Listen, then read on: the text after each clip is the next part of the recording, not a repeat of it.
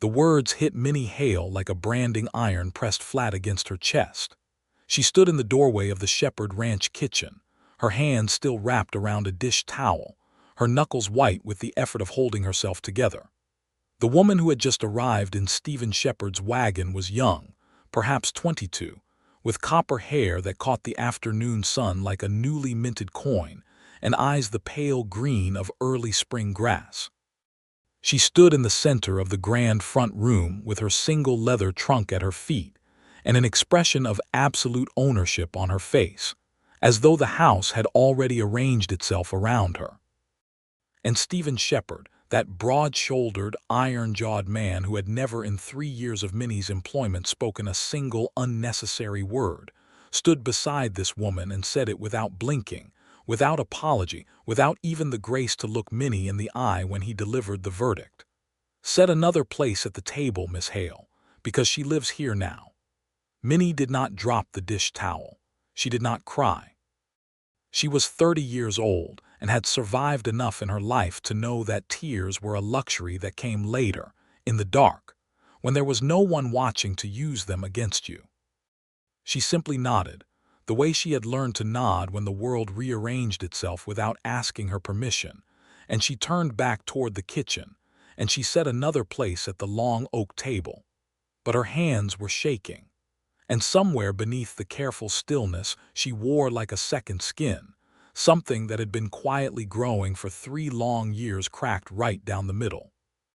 To understand how Minnie Hale came to be standing in that kitchen with a cracked heart and a set table, you have to go back to the autumn of 1878, to the dusty crossroads town of Caldera, Texas, where the wind came down off the caprock like a punishment, and the sky went on forever in every direction, offering nothing but its own indifferent vastness.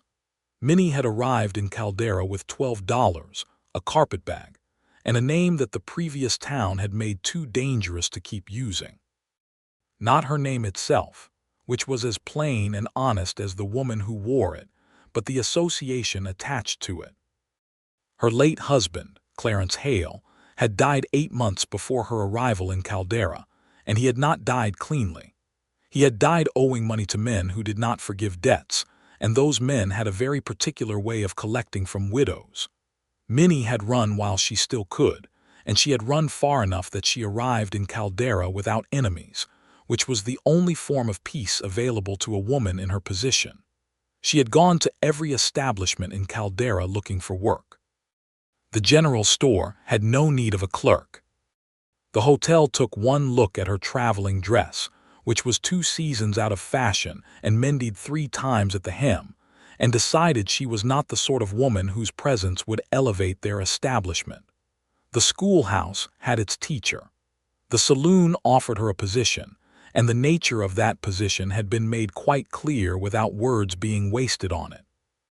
It was Mrs. Dolores Fuentes, the Mexican widow who ran the small dressmaker's shop on the end of Main Street, who told her about the Shepard Ranch. "He had a housekeeper," Mrs. Fuentes said, pinning a hem with the efficiency of a woman who had learned to waste nothing, including time. "She left 3 weeks ago." Said the man was impossible. "He is impossible. He is the most impossible man in Presidio County, and I say that having known the sheriff for 20 years. She paused to bite a thread. "But he pays on time, the house is sound, and he does not drink. For a woman in your situation, that is a considerable list of virtues." Minnie had ridden out to the Shepard Ranch on the back of a neighbor's supply wagon, and she had presented herself at the front door with her carpetbag and her $12, and the kind of steady gaze that she had cultivated specifically for moments when she could not afford to look desperate, even when she was. Stephen Shepard had opened the door himself. He was 34 years old at that time, which made him 4 years her senior, and he was the sort of man whose physical presence rearranged the air around him. He was over 6 feet tall with shoulders that suggested he had been built for the specific purpose of moving heavy things through difficult terrain. His hair was dark brown and he wore it short.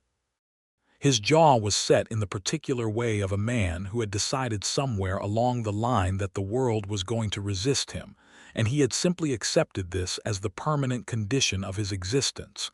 He looked at her for a long moment without speaking. "You looking for work?" he said finally. "I am," Minnie said. "Previous housekeeper quit," he said. "Said I was difficult." "Were you?" He looked at her again, and something shifted almost imperceptibly in his expression, some faint recalibration happening behind those dark gray eyes. "Probably," he said. "I am not easily frightened off," Minnie said. He hired her on the spot. The pay was $7 a month, which was $2 more than the hotel had offered and $4 more than the saloon. She had a room off the back of the kitchen, small but private, with a window that faced east so that the morning light came in first thing and reminded her, every day, that she had survived to see another one. The ranch itself was called the Double S, and it was substantial by any measure of the territory. Stephen Shepard ran 1,200 head of cattle across 40,000 acres of West Texas rangeland, with 8 full-time ranch hands and a seasonal crew that swelled to 20 during the drives. He had built the main house himself, or rather he had directed its construction with the precise vision of a man who knew exactly what he wanted and was willing to wait until he got it. It was 2 stories of native stone and good timber, with deep covered porches front and back to catch whatever breeze the Texas landscape was feeling charitable enough to provide. The house had been built for a family that had never arrived. This was the dark past that hung over the Double S like weather that could not decide whether to break. Stephen Shepard had been engaged once to a woman named Frances Alcott, daughter of a prosperous rancher from San Angelo. The engagement had lasted 2 years, during which time Stephen had built the house and stocked the land and added the upstairs bedroom that faced southwest because Frances had mentioned once that she liked to watch the sunset. Then Frances had chosen not to marry him. She had chosen instead the banker's son from Fort Worth, a man with clean hands and a good suit, and no particular interest in spending the rest of his life in the wind-scoured emptiness of the Trans-Pecos. Stephen had never spoken of this to Minnie. Minnie had learned it from his ranch foreman, a leathery Tejano man named Raphael Guzman, who had worked for Stephen for 8 years, and felt that a new housekeeper deserved to understand the emotional landscape of the territory she was entering. "He is not a cold man," Raphael had told her, sitting on the back porch steps in the early morning while she shelled the week's peas. "He is a man who decided it was safer to be cold. There is a difference. You will want to know it." Minnie had known it. She had watched it for 3 years, the way you watch something that fascinates and troubles you in equal measure.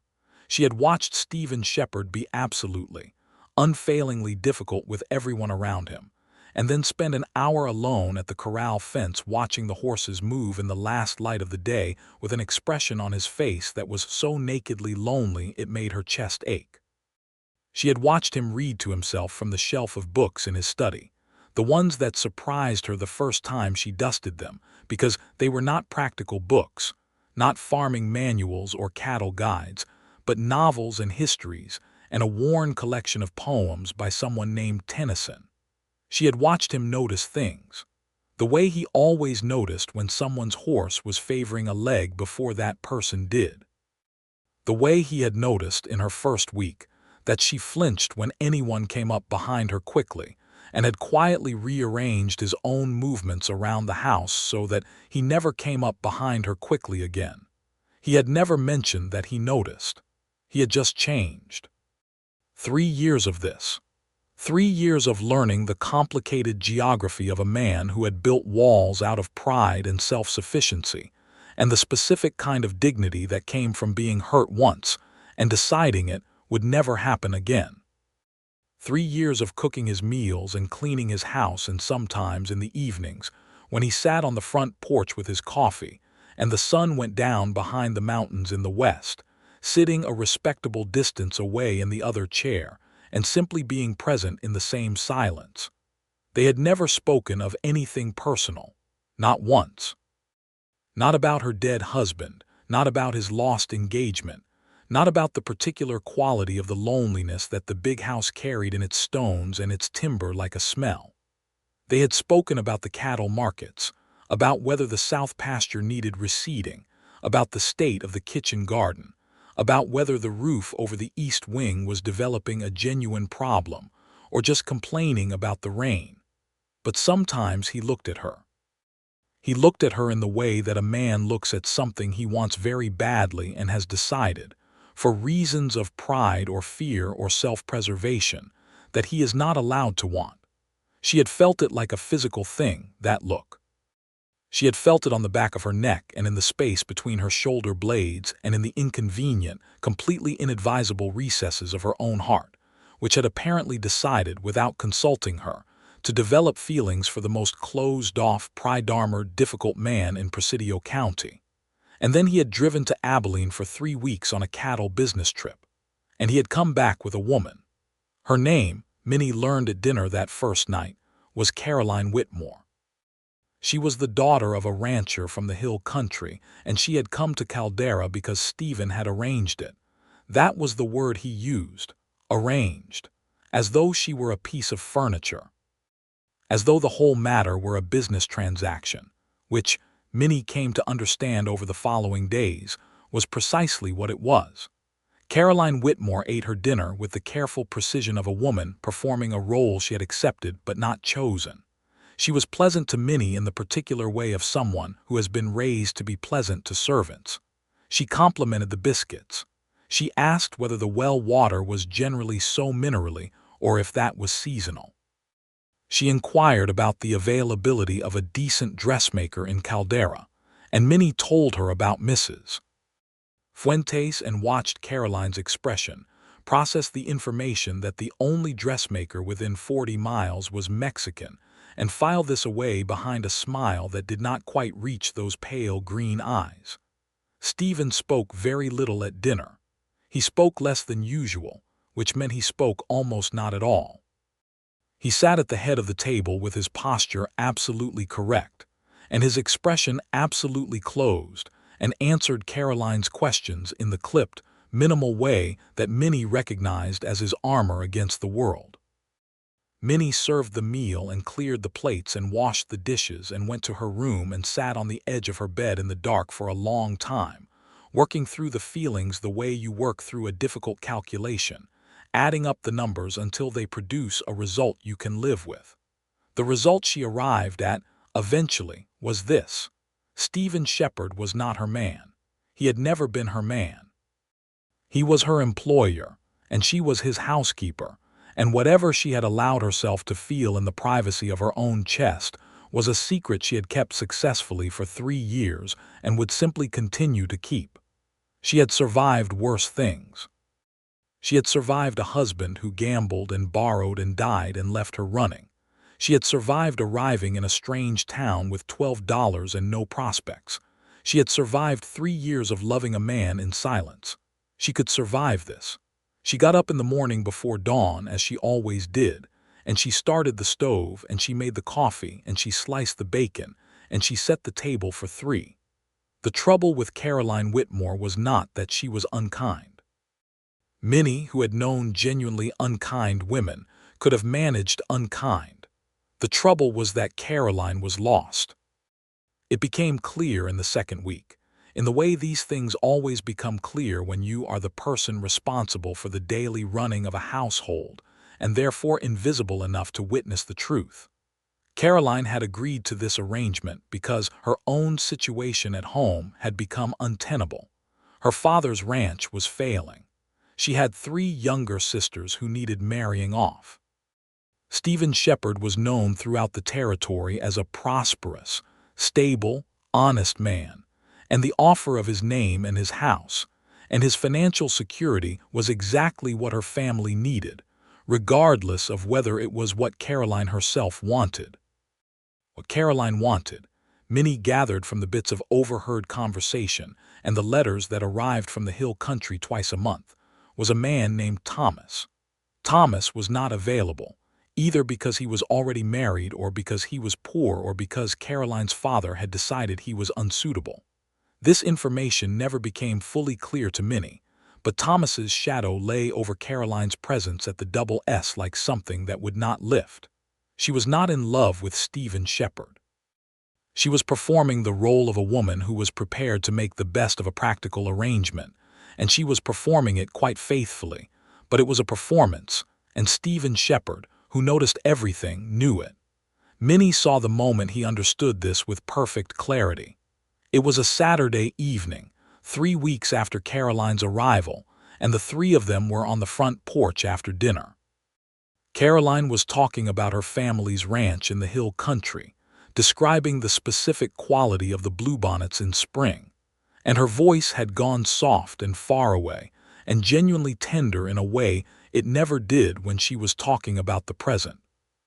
Stephen looked at her with those perceptive gray eyes, and Minnie watched him realize all at once that the warmth in Caroline's voice was not for him, or for the future they were presumably building together, but for the place and the people she had left behind.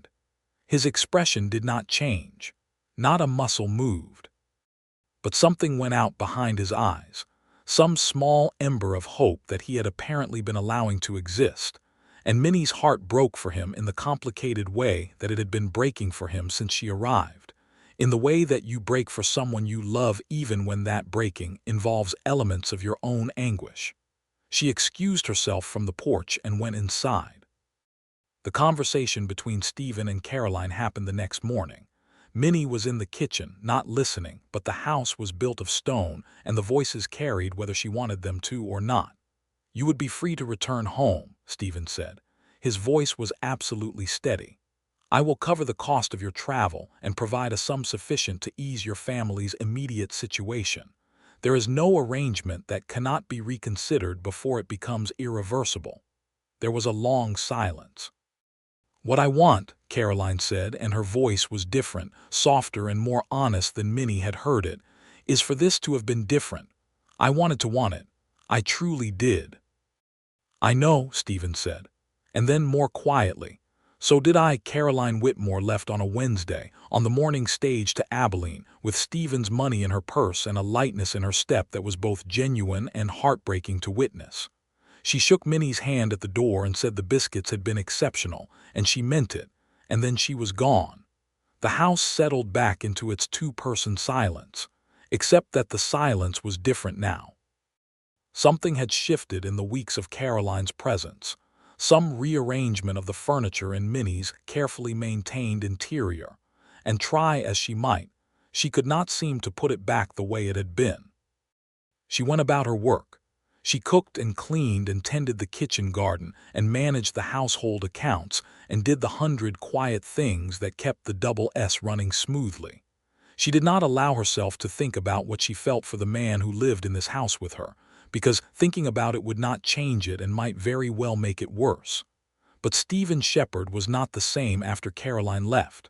Not worse, not better, but different.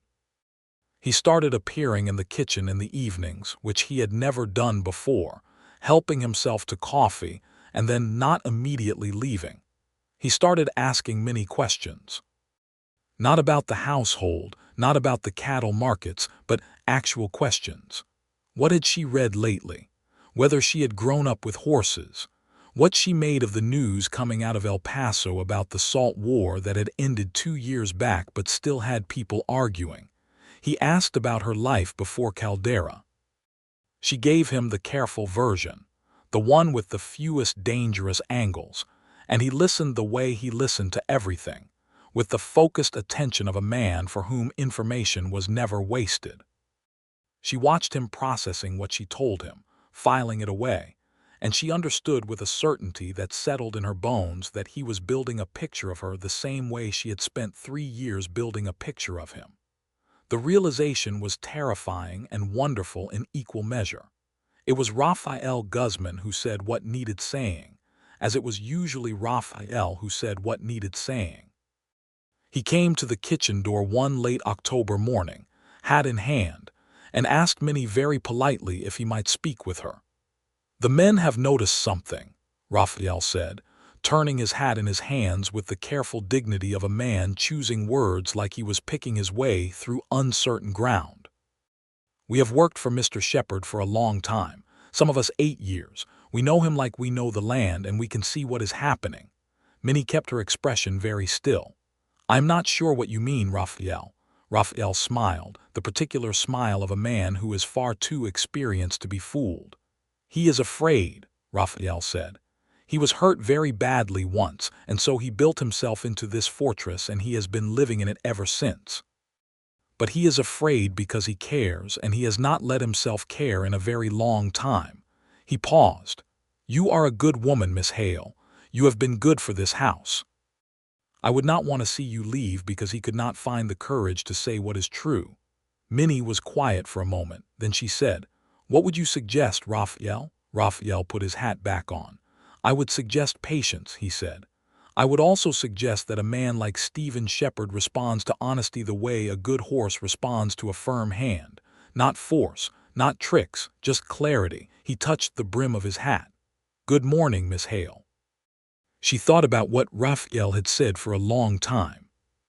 She thought about it while she baked bread, and while she mended the curtain in the east bedroom, and while she sat by her window in the evenings with her sewing, and listened to Stephen's footsteps moving through the house above her, the familiar rhythm of a man who could not sleep.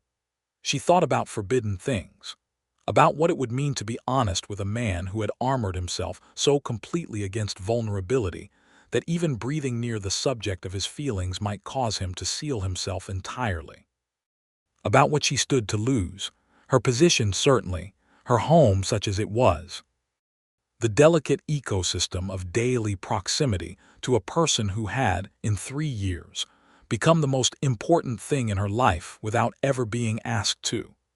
She thought about what it meant to be a woman alone in the West Texas of 1878, and how many layers of practical disaster could result from getting this wrong. And then one November evening, with the temperature dropping fast and the smell of coming weather on the air, she made the biscuits he liked best, the ones with extra butter worked in, and she set 2 cups of coffee on the kitchen table, and when he appeared at 8 o'clock in the doorway she said, Sit down, Mr. Shepard. I want to tell you something. He sat down. He did it warily, with the posture of a man preparing for difficult news, which told her that whatever armor he wore, he was already more invested in her than he was willing to say. I am going to say something, she said carefully, and I want you to understand that I will remain entirely professional regardless of your response, and that my position in this household and the quality of my work will not be affected in any way by what I am about to say. He watched her. He did not say anything. I care for you, she said. I have cared for you for a long time. I am not telling you this to put you in an awkward position. I am telling you because I believe you are a man who deserves to know the truth, even when the truth is inconvenient. She picked up her coffee cup. That is all I wanted to say. The silence stretched out long enough to become uncomfortable, long enough for Minnie to begin constructing the internal scaffolding she would need to keep standing after he declined, which she was almost certain he was going to do. Why, Stephen said finally, very quietly, would you tell me that? Because you deserve honesty, she said. And because I am tired of pretending. He looked at her for a very long time. His gray eyes were doing the thing she had noticed before, that focused internal processing, and then he said something she had not expected. Minnie. It was the first time in 3 years that he had used her given name. He had always called her Miss Hale, precisely and formally, and she had always been Miss Hale to him. And now he said Minnie, and it was just her name, just 5 letters.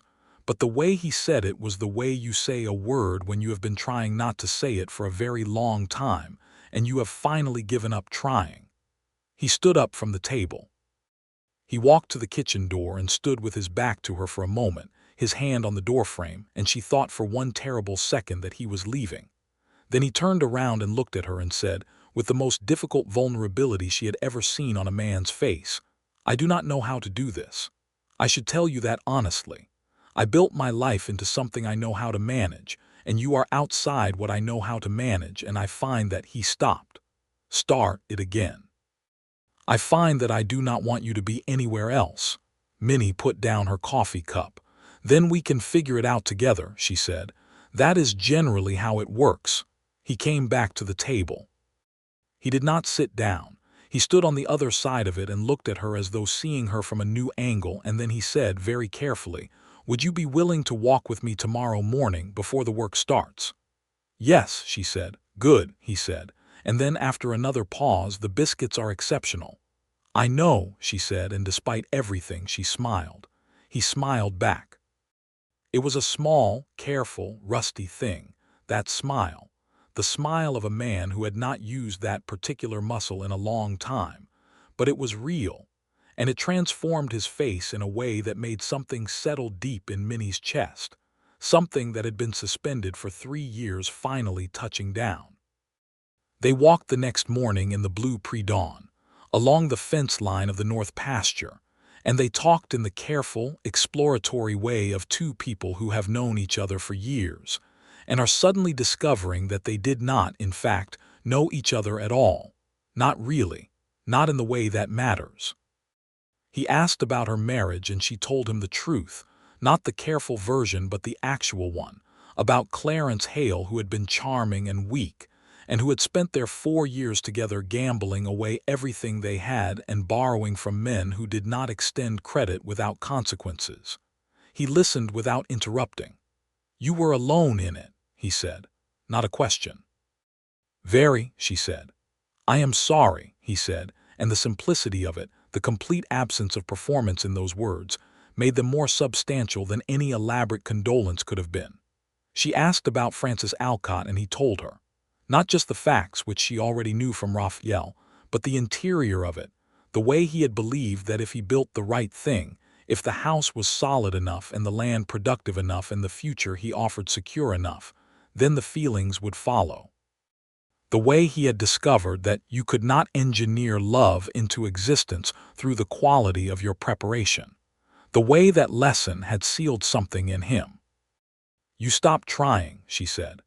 "I stopped believing trying was useful," he said, "which amounts to the same thing." "And now," she said.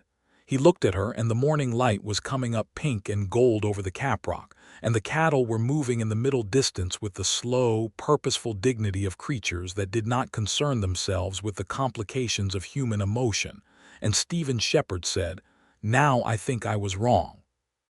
They walked back to the house in the growing light, and he held the gate open for her at the garden, and when his hand briefly touched her arm to guide her through before the latch swung back, she felt it all the way to her spine. It was not a sudden thing after that. It was gradual, the way trust is always gradual between people who have both been hurt by the speed of their own hope. But it was steady. It had the particular quality of something that was building on a solid foundation, each day adding to the weight of what was accumulating between them. He began to find reasons to be in the kitchen. Not pretextual reasons, not the transparent strategies of a man who did not know how to be direct, but genuine reasons, because he was beginning to build a life that included the kitchen and the woman in it rather than keeping them in separate categories. He started joining her for breakfast, which he had never done, always taking his coffee and leaving before she sat down. Now he sat across the table and read his correspondence while she organized the day's cooking, and they existed in a comfortable parallel quiet that was entirely different from the careful professional distance of before.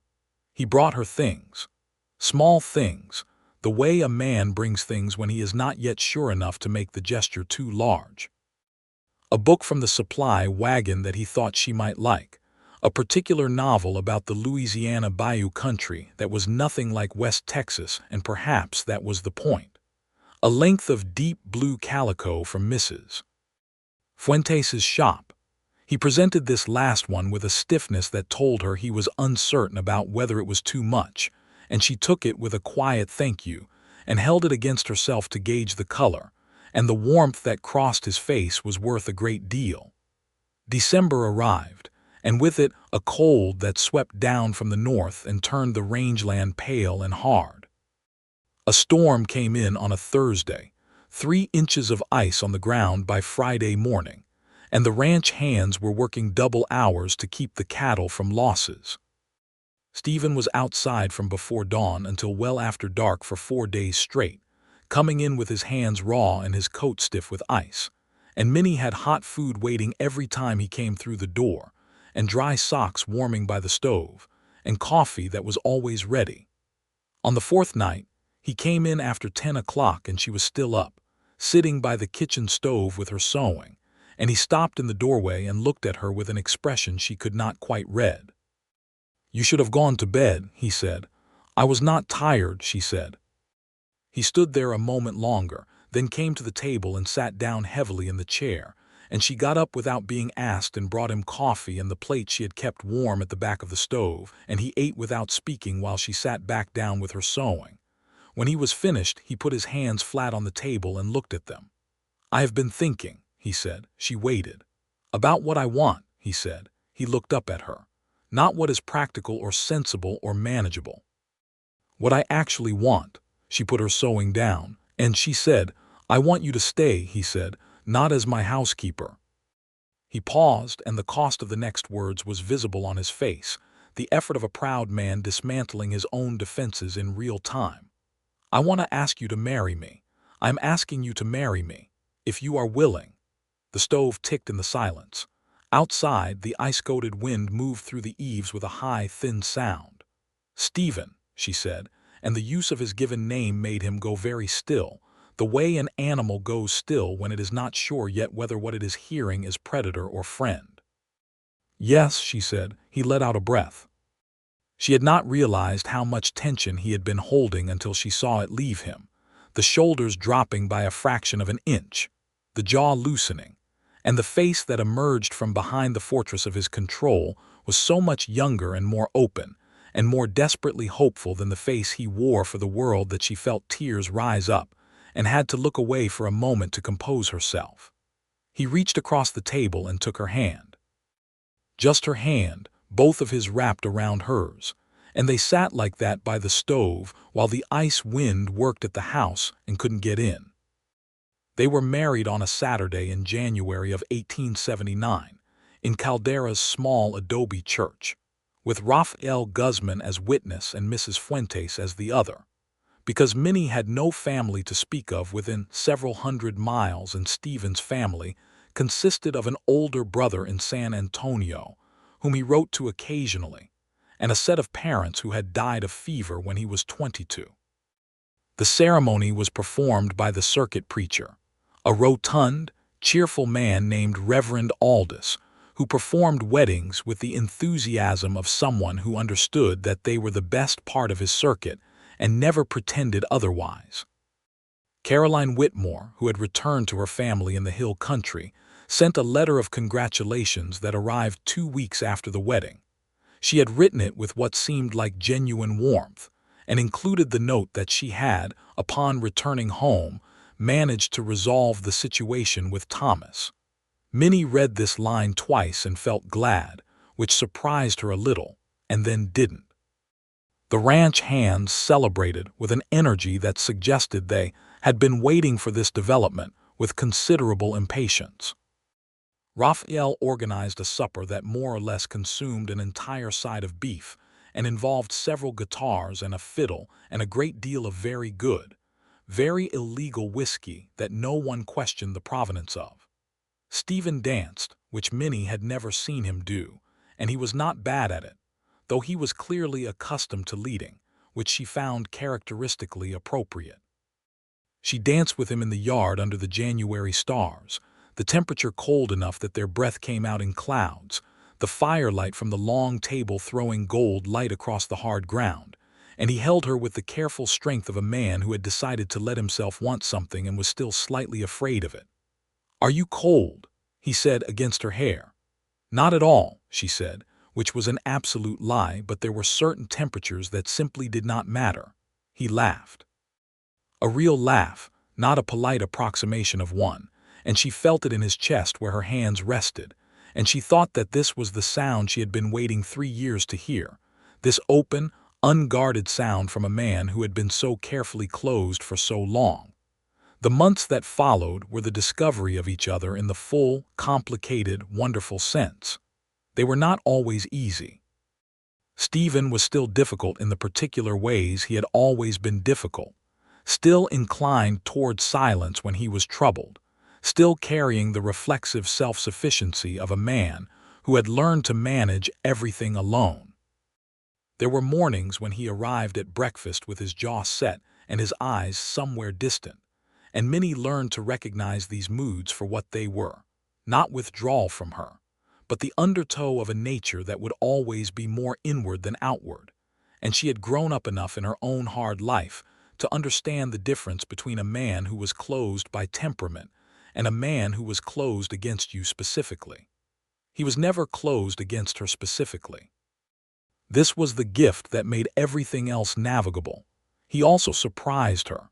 He surprised her with tenderness that came out sideways, in gestures rather than words, because that was his language. He surprised her with the way he remembered things she had mentioned once, offhandedly, and acted on them weeks later. He surprised her with his genuine interest in her thoughts, not performed interest, not the polite attention of a man going through social motions, but real engagement with what she thought, real disagreement when he saw things differently, real satisfaction when she changed his mind about something or he changed hers.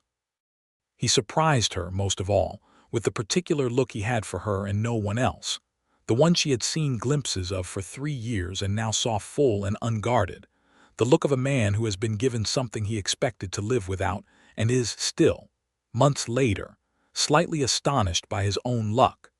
Spring came to the double S with its usual extravagance, the grasslands going green after the winter brown, the wildflowers running up the arroyos in great bright rivers of color. Minnie began a proper kitchen garden, expanding what had been a small and functional operation into something that would have impressed even Mrs. Fuentes. She planted tomatoes and peppers and squash and the particular variety of climbing bean that her grandmother had grown in Georgia before the war, from seeds she had been carrying with her since she left home at 19 because they were seeds and seeds were always worth carrying. Stephen watched this project with something between amusement and respect. He offered to have the ranch hands help expand the fence. "I would rather do it myself," she said. "I know," he said. "I would still like to help." She looked at him, this impossible man who had turned out to be entirely possible in all the ways that mattered. "Then you can help," she said. They built the garden fence together on a Sunday, with the spring light coming down warm and clean, and Stephen proved as useful with a fence post as he was with everything else he set his hands to, which was to say remarkably useful, and they worked in the good, productive silence of two people who did not need to talk to be together. It was while they were finishing the last section of fence that he said, "Raphael has offered to take on a greater portion of the day-to-day management." Minnie drove a nail. "Has he? He has been managing most of it effectively for years," Stephen said. "I thought perhaps the additional formal responsibility would free some time." "Time for what?" she said, though she had a suspicion. "Time for other things," he said very carefully. She put down the hammer and looked at him. He was watching her with that expression that was not quite neutral, the one where the neutrality was doing visible work to contain something underneath. "Are you asking whether I would want children?" she said. "I am working my way toward it," he said. Minnie smiled. 3 years of knowing this man and she still, regularly, found him genuinely amusing. "Yes," she said. "If it happens, I would want it." "Good," he said. He picked up a board. "So would I." The pregnancy announced itself in August of 1879, quietly in the way of these things. Minnie told Stephen on a Tuesday morning over breakfast, straightforwardly, because she was not a woman who knew how to be anything other than straightforward with people who deserved it. He looked at her across the coffee cups and the morning light for a long moment, and then he reached across the table and covered her hand with his, and he did not say anything, but the expression on his face was the most undefended thing she had ever seen. "Are you frightened?" she asked. "Terrified," he said. "Are you?" "Yes," she said. He turned her hand over and held it properly. "Then we'll be terrified together," he said. The ranch expanded that year. Stephen entered into a partnership with a neighboring rancher, a widower named Ezra Cobb, who ran a smaller operation to the north and had been looking for someone to contract his grazing rights. The arrangement brought in new revenue and also a new presence on the land. because Ezra Cobb visited regularly to discuss the terms of their partnership. And Ezra Cobb was one of those people who arrived in a place and immediately made it feel larger and more alive. He was in his late 40s, big and red-faced and relentlessly cheerful in a way that seemed impervious to even Stephen's most forbidding silences. He also had, Minnie discovered on his third visit, a sister. Clara Cobb arrived with her brother in October, having come from the family's original home in Missouri to help Ezra with his own household after his wife's death 2 years previous. She was 35. With straight brown hair, she wore severely and quick, intelligent eyes that missed very little. She was not pretty in the conventional sense, but she had the kind of face that became interesting the more you looked at it. And she had a way of speaking that was direct without being aggressive, the voice of a woman who had grown up in a household of opinions and had developed her own as a matter of survival. She and Minnie recognized each other immediately, the way women of a certain type recognize each other, women who have managed difficult circumstances with their dignity intact and emerged on the other side of those circumstances, with a very clear sense of what they will and will not accept from the world going forward. They sat on the back porch while the men talked cattle, and they had the kind of conversation that bypasses the preliminary stages entirely and goes straight to substance. And by the end of it, they had established a friendship that would last, though neither of them said so explicitly, because they were both too practical to get ahead of things. The baby came in March of 1880, during a warm spell that made the world outside the bedroom window look improbably gentle and green. He was a boy, healthy and loud and entirely certain of his own importance from the first moment, which Minnie thought was fitting given his parentage on the paternal side. They named him James, after Stephen's father, with Raphael as godfather, which caused Raphael to go suspiciously red about the eyes and find it necessary to look away for a moment. Stephen held his son for the first time with the careful, slightly stunned reverence of a man encountering a completely new category of experience. He held him the way he had held Minnie's hand on their wedding night, with a gentleness that acknowledged the particular fragility of something irreplaceable, and he looked up at Minnie over the baby's dark-haired head with an expression that was so completely, openly overwhelmed that she felt her own eyes fill. "He is very small," Stephen said. "He will grow," Minnie said. "Yes," Stephen said, looking back at the baby with what could only be described as awe. "Yes, I expect he will." James Shepard grew with the enthusiasm of a child who has decided that the world is primarily interesting and worth investigating thoroughly.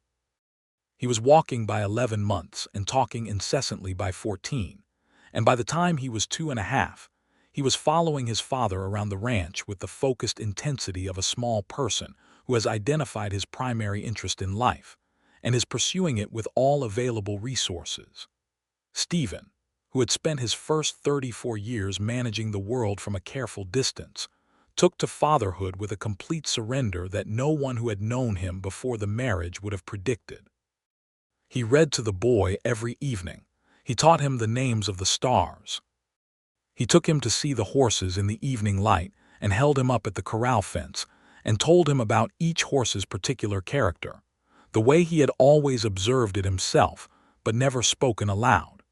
Minnie watched this from a little distance and understood that she was seeing what Stephen Shepard had always had inside him, all the warmth and patience and specific tenderness that had been waiting for somewhere safe to exist. She understood that she had helped make this safety, not by being extraordinary but by being consistent, by refusing to use his vulnerability against him, by being the person who stayed. Clara Cobb came to visit twice that spring, and then 3 times in summer, and then so regularly that her visits ceased to be events and became simply part of the rhythm of the house. She proved invaluable in the practical sense that she had her brother's energy and none of his chaos, and she brought order to social occasions with the efficiency of a woman who had been running households since she was 14. She also proved invaluable in the personal sense of being the first friend of Minnie's who was genuinely a peer, a woman who understood both what Minnie had come from and what she had made. They talked about everything. They talked about the territory and its politics, about the troubles with the land rights issues that were driving smaller ranchers off their land and into the arms of the large interests, about the way the Texas Rangers operated and the complicated justice, or lack of it, that accompanied their operations, about what it meant to be a woman trying to hold something together in a place that was still figuring out what it wanted to be when the wildness was over. They talked about men. Minnie talked about Stephen with the frankness of a woman who had nothing to hide and a friend she trusted completely. Clara talked about the absence of men with the frankness of a woman who had made peace with her situation, but had not entirely stopped preferring a different one. It was Stephen who brought up the possibility that had apparently been forming in his mind for some time, one evening when Clara had gone home, and he and Minnie were alone in the kitchen after putting James to bed. "Raphael is a good man," he said, with the particular careful tone of someone approaching a subject sideways. Minnie looked up from her mending. "He is an exceptional man," she said. "He is lonely," Stephen said. "Most people are," Minnie said, and then, understanding, "Are you suggesting something?" "I'm not in the business of arranging things for other people," Stephen said, which was both an answer and not quite one. "I only notice that Clara Cobb visits this house very regularly, and that Raphael Guzman's workday seems to end with increasing frequency around the hour that she arrives, and that they have now had 3 conversations by the back fence about the respective merits of different cattle breeds that lasted considerably longer than the subject seems to warrant." Minnie put down her mending. "You noticed all of that?" "I notice things," he said. She smiled. "Yes, you do." She said nothing to either Raphael or Clara about what she had observed. She simply began timing things differently, ensuring that when Clara arrived for her visits, there was usually something that needed Raphael's attention near the house, and that the coffee was always enough for more than 2 cups, and there was always enough seating on the back porch. Whether this was manipulation or grace depends on your perspective. The result was that Raphael Guzman and Clara Cobb spent a great deal of time talking over the fence and on the back porch, and eventually on actual organized occasions, when Stephen, who claimed not to be in the business of arranging things for other people, somehow repeatedly managed to suggest that there was a good reason for Ezra and Clara to stay for supper and for Raphael to join them, since he was right there, and the food was plentiful. The courtship that followed was quieter and more deliberate than anything Minnie and Stephen had managed, which, given their own history of careful circling, seemed almost paradoxical. Raphael was a patient man by nature, patient in the way of someone who has spent his life reading landscapes and animals, and understanding that rushing a thing often ruins it. Clara was a woman who made decisions carefully and kept them completely once they were made.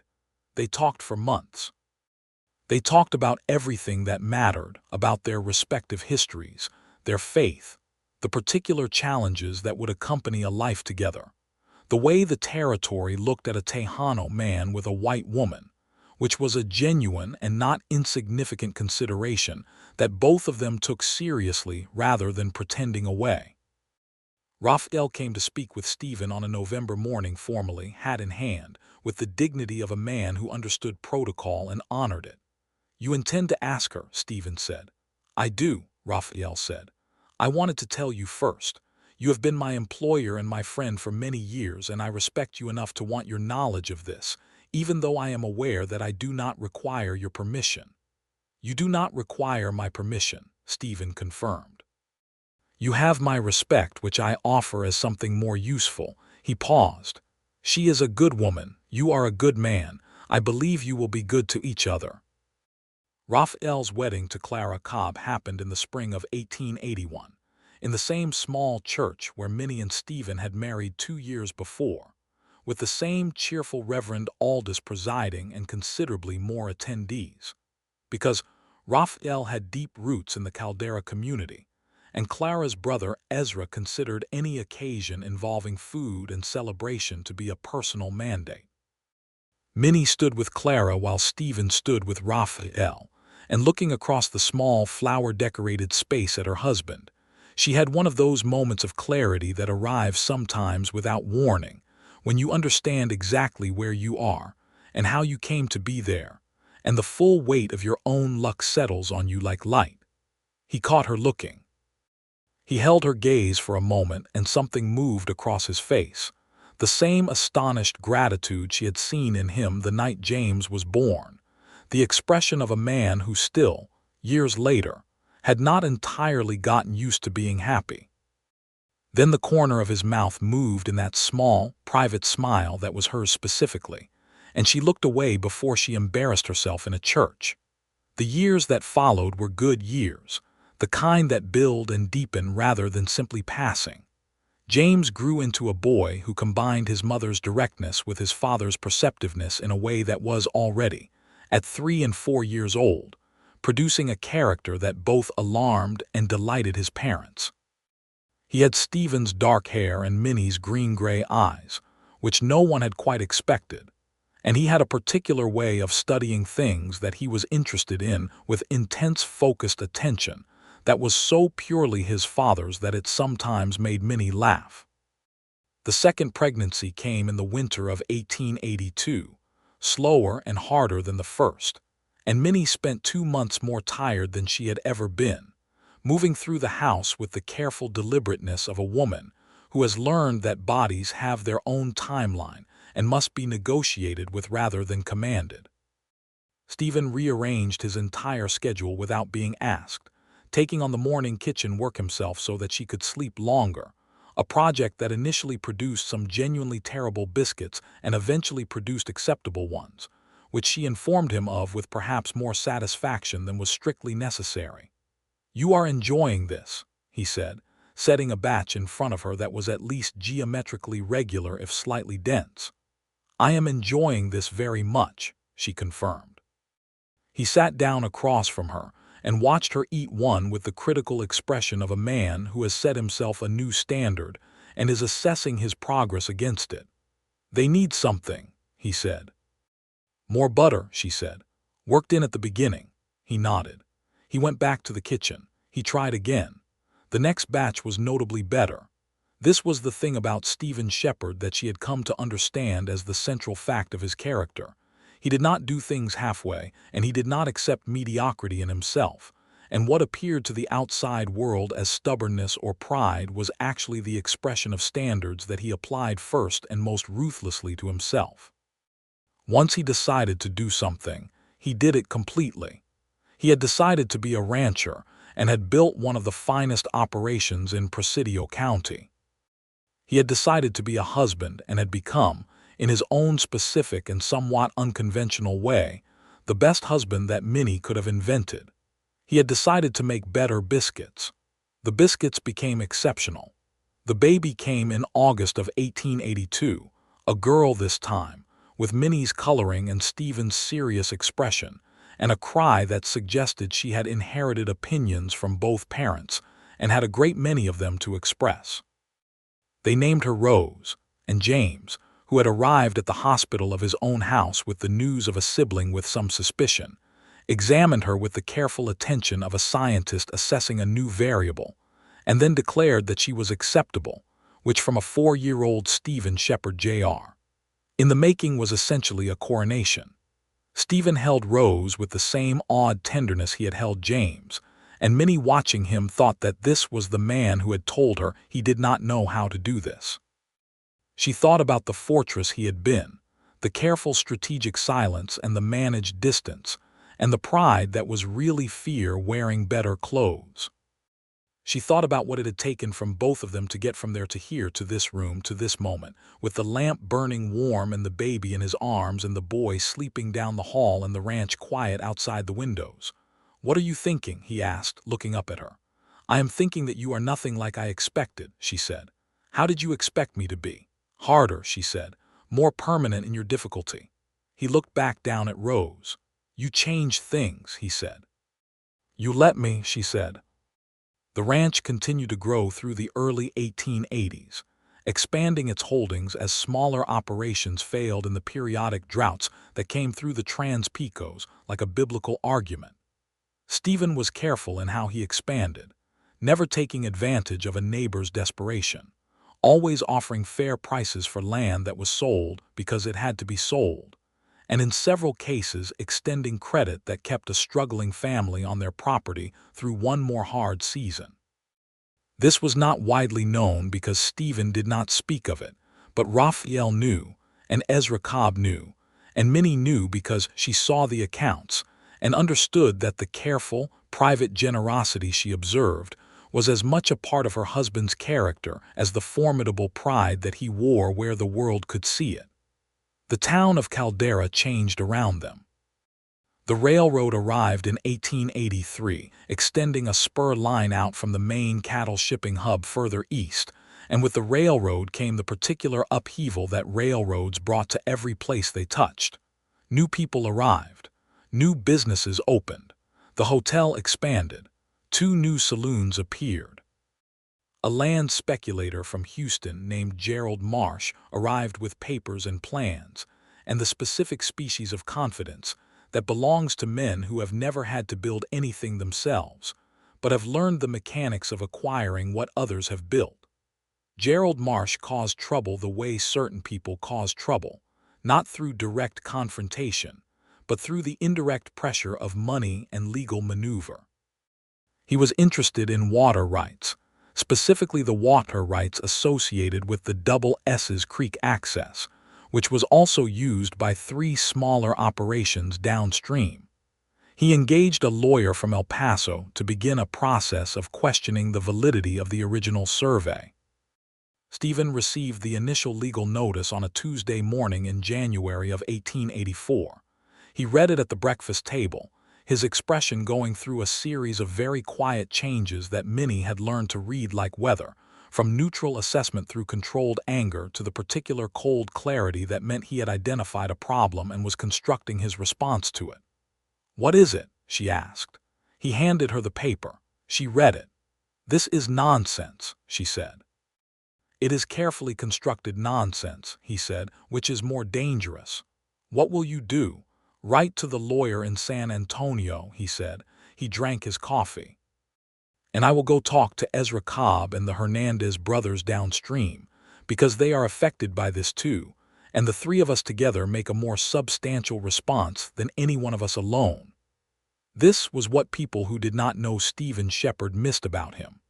They saw the pride and the self-sufficiency, and assumed he was the kind of man who operated in isolation, who would sooner lose than ask for help.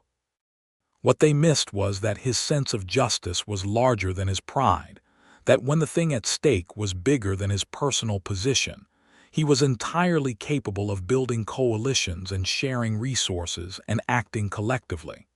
He simply required that the cause merit it.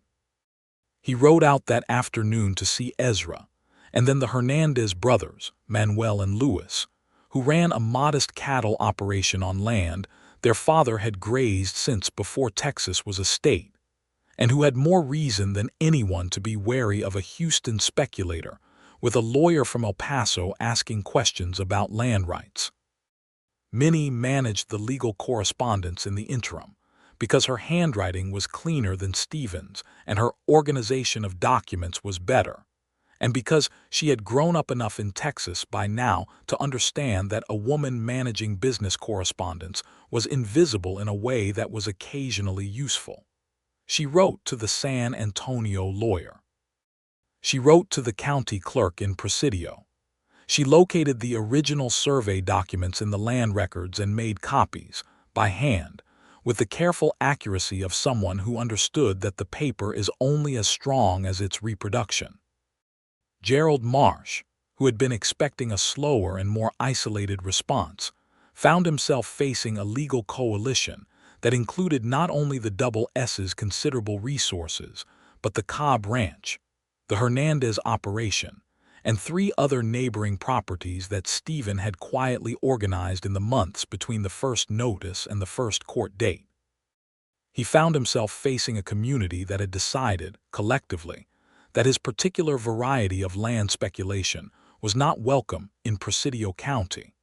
The legal matter resolved itself by the fall of 1884, with Marsh's claim dismissed on the basis of the original survey documents and the weight of precedent. He departed Caldera with the particular dignity of a man who has been comprehensively outmaneuvered and would rather not discuss the details. Stephen returned from the final court date in Presidio City with the composed expression of a man who has accomplished something difficult and is not inclined to make a production of it. He came in through the kitchen door, which was his door, and hung his hat on its hook and accepted the coffee that Minnie had ready and said, "Dismissed." "I know," she said. "The telegraph came 2 hours ago." He looked at her. "You've had 2 hours to celebrate and you waited." "I thought we should celebrate together," she said. He set down the coffee and crossed the kitchen and put both arms around her, which was the most publicly demonstrative he was ever likely to be. And she leaned into him and felt his arms tighten and thought about the man who had said he did not know how to do this and marveled, as she regularly marveled, at how completely and quietly he had learned. "Thank you," he said into her hair. "For what specifically?" she said. "For the document copies," he said. "The lawyer in San Antonio said they were what made the case, the clarity of the reproduction," a pause, "and for being here when I got back." She turned to look up at him. "Where else would I be?" He looked at her, and there was the smile again, the real one, and she thought she would never stop being glad that she had learned what it looked like. The year 1885 brought changes to the double S of a different kind. James started school in Caldera, riding in with a ranch hand 3 mornings a week, until Stephen arranged a proper arrangement where the teacher, a young woman newly arrived from Ohio named Miss Eleanor Park, could board at the ranch during the week since several other ranch families were sending children, and the distance was prohibitive for daily riding in either direction. This arrangement introduced a new domestic variable into the house, which was Miss Eleanor Park, who was 23 and eager, and had not yet been deflated by the particular realities of teaching frontier children, who tended to arrive at school with encyclopedic knowledge of cattle and horses, and almost no patience for sitting still and doing sums. She was pleasant company at dinner, enthusiastic and curious about everything, and she had the good sense to understand her own position clearly and conduct herself accordingly. She also, within her first month of the arrangement, developed a visible fascination with the double S's neighboring property to the west, and with the young man who rode that property's fence line every morning at a time that happened to coincide exactly with the time Miss Park took her morning constitutional along the back road. The young man was Luis Hernandez's eldest son, Marco, 24 years old, who had been helping his father run the family operation since he was 15 and had recently taken on the day-to-day management while his father's health declined. He was a handsome young man with his grandmother's Castilian-Spanish coloring and his father's methodical, thorough way of approaching any problem, and he had been riding that fence line at the same time every morning for 2 years without, as far as anyone had noticed, previously finding it interesting enough to slow down. He began slowing down. Minnie observed this with the particular pleasure of a woman who has been made happy in her own life and is therefore inclined to wish happiness on others. She said nothing to either party. She simply ensured that the fence line in question was occasionally visited by herself or Stephen in the late morning, requiring a conversation with Marco about the shared boundary, which gave him a legitimate reason to stop for longer than a fence inspection strictly required. She may also have, once or twice, sent Miss Park with a message to be delivered to the Hernandez property on matters of entirely manufactured urgency. She mentioned none of this to Stephen, who told her, 3 months into Miss Park's tenure, that he had noticed something interesting about the fence line schedule and the pattern of Eleanor's mornings. "I know," Minnie said. He looked at her. "You knew before I noticed." "Yes." "Did you have anything to do with it?" "Very little," she said, which was technically accurate if you did not count the manufactured messages. He studied her for a moment, and then he said, with the air of a man making peace with something he probably should have expected, "You are a troublesome woman." "I prefer resourceful," she said.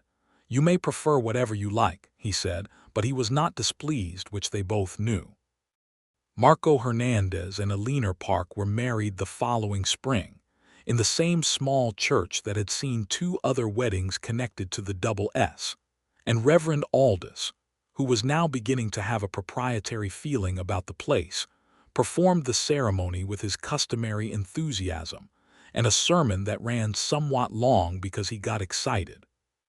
The spring of 1886 also brought Minnie her third pregnancy, which announced itself with the same quiet assurance of the previous two, and Stephen by this point had refined his domestic adjustments to the point of artistry. The kitchen, running on a schedule that accommodated her fatigue without requiring her to say so. The household management shared between them so seamlessly that the distinction between his work and her work had long since become theoretical. "If it is a girl again," James said, with the considered opinion of a 6-year-old who had been thinking about the upcoming addition to the family with intense analytical focus, "I would like her to be interested in horses." "Babies come how they come," Minnie said. "I know," James said. "I am expressing a preference." Stephen, who was sitting at the table across from this exchange, looked up from his papers with an expression that Minnie recognized as suppressed amusement, the expression that had replaced his former suppressed everything. "You are your father's son," Minnie told James. "I know," James said with complete satisfaction. The baby was another boy, which James received with the magnanimous grace of someone whose preferences have been overruled by a higher authority, and who has decided to accept this as reasonable. They named him Thomas William Shepard, Thomas for no one in particular and William for Minnie's grandfather, who had been the best man in the worst branch of her family tree and deserved the commemoration. He arrived in November of 1886 with dark hair like his brother and his father, but his grandmother's stubborn chin, which promised a particular variety of interesting years ahead. Minnie was 38 years old when Thomas was born, and the work of recovering was slower than it had been, and she spent 3 weeks after his birth feeling more tired than she thought it was possible to feel and still remain vertical.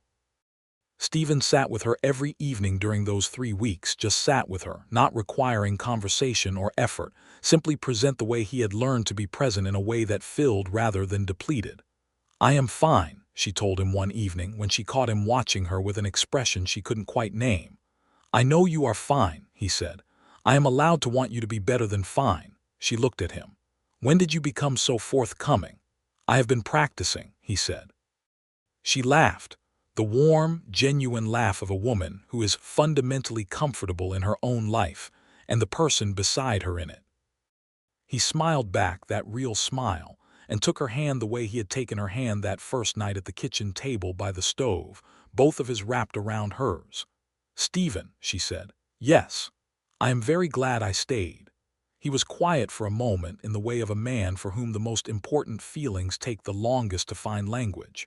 Then he said, "Minnie, there is not a version of my life that makes any sense without you in it. I worked very hard for a very long time to build something I would want to live in, and I had entirely the wrong idea about what I was building." He looked at her directly. "You are what I was building. I just did not know it yet." She did not say anything. She did not need to. She simply turned her hand over in his and held on. The double S continued to flourish through the late 1880s and into the early years of the decade that would close the century. The cattle operation had diversified, adding sheep to the South Pasture Range after a careful study of market trends that Stephen conducted with the same methodical thoroughness he applied to everything, and the addition proved sound. Raphael had taken on the formal role of operations manager, a title that reflected what he had been doing for years and carried a share in the profits that was long overdue, and that Stephen had offered without being asked, one morning over coffee, as though the matter were entirely obvious, which to him it was. James grew into a young man who was, as everyone who knew the family had suspected he would be, his father's double in capability and his mother's double in character, which meant he was both impossibly competent and impossible to fool, a combination that made him excellent with the cattle and the land, and occasionally a great trial to the ranch hands who tried to take shortcuts in his vicinity. Rose grew into a girl who surprised everyone, including her parents, by being primarily interested in mathematics. She had discovered, at the age of 6, that the household account books were fascinating, and by the time she was 8 she was catching errors in them. By the time she was 10, Minnie had largely handed the accounts over to her as a teaching exercise and was spending more of her own energy on the kitchen garden, which had by this point expanded to provide produce not only for the household but for a regular sale at the Caldera market on Saturdays. Thomas, the youngest, was simply himself, which was more than sufficient. He had his grandmother's stubbornness and his father's powers of observation and his mother's directness. And he also had, from some unknown source in the genetic landscape, a gift for music that expressed itself in a harmonica that appeared in his possession at the age of 5 and was never far from his hand thereafter. He played in the evenings on the back porch, and the sound carried across the rangeland in the blue evening air, and sometimes Stephen stopped whatever he was doing and listened with an expression of surprised pleasure. Surprised because it still surprised him to find beauty in unexpected places, even after all these years. It was in 1891, in September, when James was 11, Rose was 9, and Thomas was 4, that the Shepard Ranch received a visitor who connected to the past in a way that required careful navigation. A man arrived at the gate on a gray horse, a man in his late 40s with a well-cut coat and the particular kind of assurance that came from long habits of money. And when Minnie answered the front door she recognized him before he gave his name, because his eyes were the pale green of early spring grass, and he was without doubt the father of Caroline Whitmore, who was now Caroline something else and living, according to her last cheerful letter, happily in the hill country with Thomas, who had turned out to be available after all. Mr. Whitmore, it emerged, was not here about his daughter, he was here about land. He had interests in a new scheme being developed in the region, a legitimate one this time, a cooperative irrigation project that would benefit everyone who took part and required the cooperation of the larger landholders in Presidio County to function. He wanted to speak with Stephen. Stephen listened. He asked precise, penetrating questions. He took the papers and said he would consider them. After Whitmore rode away, Stephen sat at the kitchen table with the papers in front of him and said he did not mention Caroline. No, Minnie agreed. I imagine that is intentional. Almost certainly. He was quiet for a moment. She is well from her letters. Very, Minnie said. Happy, I think. Good, he said, with a simple genuineness that was entirely typical of him at his best, and then he turned back to the irrigation papers. The irrigation cooperative proved to be exactly what Whitmore had described it as, which was unusual enough in Minnie's experience to be noted. Stephen joined it and brought 3 neighboring ranchers in with him, and the system that resulted over the following years changed the nature of what was possible in that corner of West Texas in ways that accumulated quietly and became foundational. The years moved. They did not rush. They were not hurried through. They settled and built and deepened the way that good years do, adding layers rather than simply passing, and the double S in the early 1890s was a different thing from the silent, half-empty house that Minnie had arrived at with $12 and a carpetbag in the autumn of 1878. It was full. It was full of the children and their particular energies, full of Raphael and Clara who were near-daily presences, full of Marco Hernandez, who was now partnered with Stephen on the Hernandez property which had passed to Marco after his father's death, full of the accumulation of a community that had been built one relationship at a time over more than a decade. Stephen was 50 now, and the lines in his face had deepened, and his dark hair had gone silver at the temples, and he was, Minnie thought, the most handsome he had ever been, which she told him in precisely those words one morning while he was shaving. He looked at her in the mirror. "You are biased," he said. "Completely," she said. "It does not affect the accuracy of the observation." He turned around, razor still in hand, and looked at her with that look, the one that was hers specifically, and she was 44 years old and standing in the morning light of their bedroom in the house he had built with a family in mind before he knew who the family would be, and she felt 27, and she felt the particular richness of a life that had been built rather than simply lived. "Minnie," he said. "Yes. I want to tell you something." "You have become quite forthcoming in your old age," she said. "I am not old," he said with some dignity. "No," she agreed. "You are not." He put the razor down and turned fully toward her. "I want to tell you that I know exactly what this life would have been without you. I lived it for long enough to know. And I want to tell you that I am grateful every day that you sat down across that table and said what needed saying when I was too proud to say it myself." She looked at him for a long moment. "You would have gotten there eventually," she said. "I am not certain of that," he said, with the honest precision that was one of the things she loved best about him. She crossed the room and stood in front of him and put her hand on his face, the way you touch someone whose face you know by heart and are still grateful to be allowed to know. "We got here together," she said. "That is the only version that matters." He covered her hand with his. The silver morning light came through the window that faced southwest, the window he had put in for a woman who left, the window that had found its purpose after all. James was 18 in 1898, and he had long since established himself as his father's right hand on the double S, working the land with the same focused competence and the same quietly perceptive intelligence. He had also, in the way of young people who spend their formative years around functional love, developed his own views on what he wanted, and those views had settled with some determination on a girl named Anna Guzman, who was Raphael and Clara's daughter, 17 years old and her mother's daughter in intelligence and her father's daughter in patience and steadiness.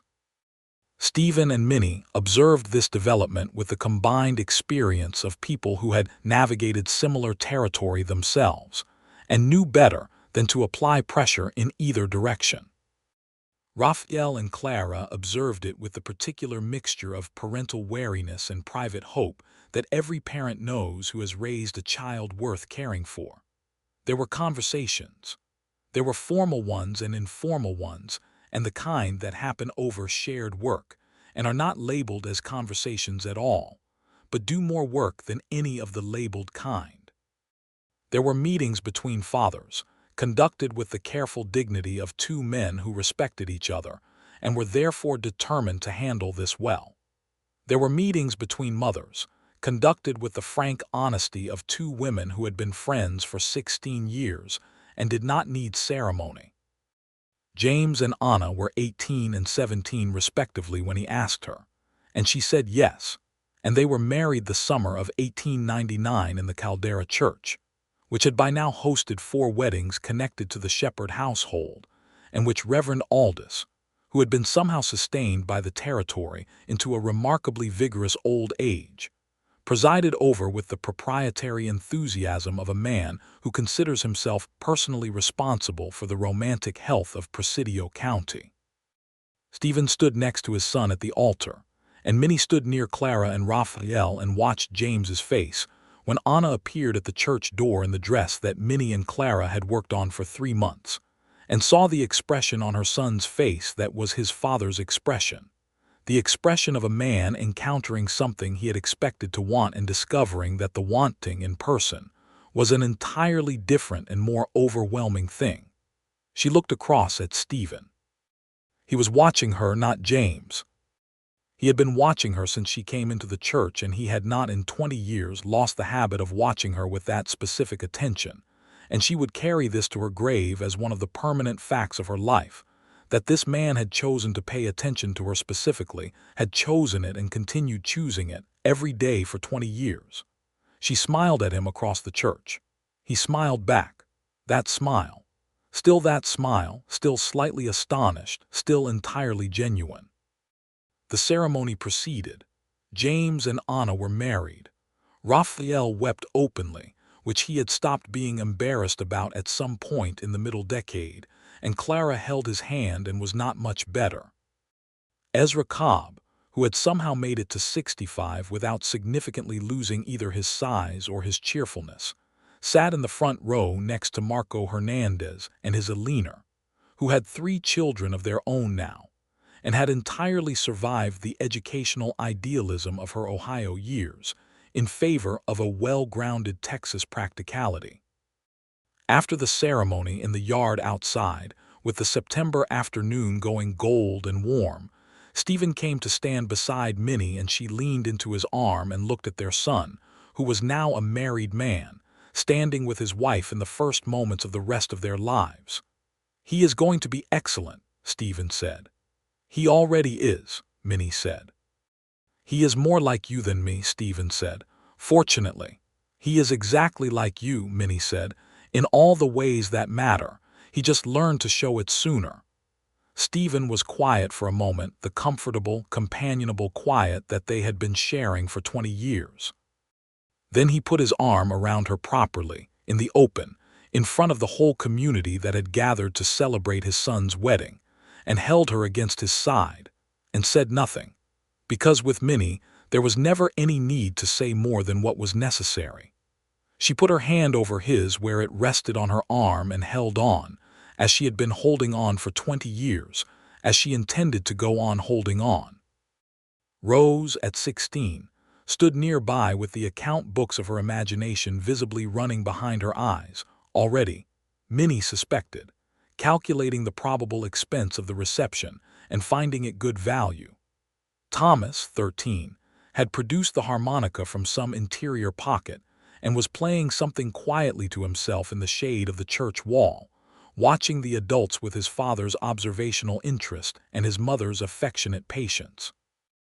The sun went down over the mountains to the west in the particular extravagance it reserved for September evenings, all amber and rose and the deep purple that came after, and the community of Caldera celebrated in the yard with food and music, and the specific joy of people who have built something together and know its value.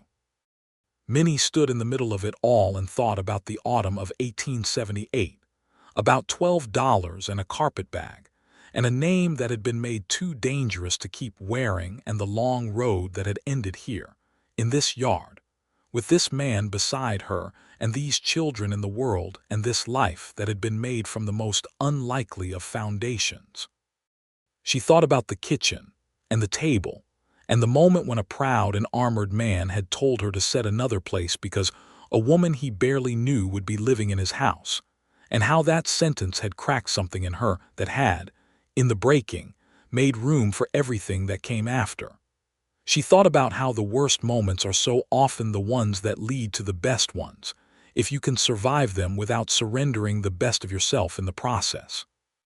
She thought about all of this, and then she stopped thinking about it, because Stephen said something quiet near her ear, and she turned to hear him properly, and his hand was still over hers, and the music was playing in the September evening, and there was no version of this life she would have traded for any other. Years later, when Minnie was a grandmother, when James and Anna had given her 3 grandchildren, and the double S had passed in large measure to the next generation while never quite releasing its claim on Stephen's daily attention, she sat on the front porch in the evening light with the man she had loved for so long that the loving had become as natural and essential as breathing. The ranch spread out before them in the last golden hour, the grass turning silver where the light caught it, the cattle moving in the middle distance with their ancient, unhurried dignity. The mountains to the west were doing what they always did at this hour, going through their evening transformation from brown to rose to deep purple, putting on their daily drama for an audience of 2 who had never grown tired of it. Stephen sat in his chair, which was still the chair on the right, with his coffee, which he still took the same way. His hair was fully silver now, and there were more years in his face than there had been, but his eyes were the same, those perceptive dark gray eyes that had been watching the world with focused attention for 60-something years and had lost nothing of their clarity. He was reading. He had always read in the evenings, his Tennyson and his novels and his histories, and the worn collection of poems was still on the shelf in the study, more worn now, read through many times. Minnie had her sewing as she had always had her sewing, though the project at hand was a quilt for James and Anna's youngest, who had arrived in the spring. The silence between them was the silence of two people who have said everything important and have the rest of their lives to say it again, and are entirely content. After a while, Stephen looked up from his book. "Do you remember," he said, "what I said the day she arrived?" Minnie knew immediately what he meant. She always knew what he meant. "Another place," she said, "because she lives here now." "It was not my finest hour," he said, with the dry candor she had always admired in him. "No," she agreed, "it was not. I have been thinking about it lately," he said, "thinking about the chain of things, that happened, and then that you stayed, and that you said what you said in the kitchen that November evening, and that all of it led here." "That is a lot of thinking," she said. "I have been doing a lot of thinking," he said. "I am getting old." "It seems appropriate." "You are not old," she said, as she had said for many years. He looked at her, and he smiled, and it was the same smile, all these years later, still that particular combination of astonishment and gratitude and something that was simply and permanently and undeniably love. "Come here," he said. She put down her sewing and crossed the porch and sat in the arm of his chair, which was not a conventional place to sit, and which she had been sitting in on evenings like this for 15 years, and he put his arm around her and she leaned into him. The last light went off the mountains and the stars came out, the enormous West Texas stars that went on forever in every direction and offered nothing but their own indifferent vastness, except that it was not indifferent, Minnie had decided. It was abundant. It was the generosity of a landscape that gave everything it had to those who stayed long enough to learn to read it. Below them, across the yard, the light was warm in the kitchen window. Inside, one of the grandchildren laughed. Another answered in a higher voice. The sound of family moved through the house like water moving through familiar ground, easy and inevitable and clean. Stephen pressed his lips to her temple. "Thank you," he said, as he had said the night the legal matter resolved, as he said in different words on different evenings in different ways, each time meaning the full weight of all the years. She put her hand over his where it rested on her arm. "I stayed," she said. "That was all I did." "No," he said, quietly, firmly, in the voice of a man who has had a long time to consider this and has arrived at certainty. "You stayed and you told the truth and you made this house a home, and you gave me a family I did not know I was building, and you loved me when I was too proud and too afraid to deserve it." He paused. "That is not all. That is everything." The night settled around them, warm and complete. The stars blazed. The ranch stretched out in every direction, the 40,000 acres that had been one man's ambition and had become something larger, something generational, something rooted deep in the Texas ground and still growing. Minnie Hale Shepard, who had arrived in Caldera with $12 and a carpetbag, and the hard one understanding that survival was a form of grace, sat in the evening with her husband on the porch of the house he had built for a future he could not yet see, and found that the future, when it arrived, had exceeded anything either of them might have planned. It had turned out to be exactly enough. It had turned out to be more than enough. It had turned out to be the kind of life that, when you were sitting in it at the end of a long day with the stars coming out and the man you loved beside you, made the question of what more anyone could want seem genuinely unanswerable. Because there was nothing more. There was only this. And this, it turned out, was everything.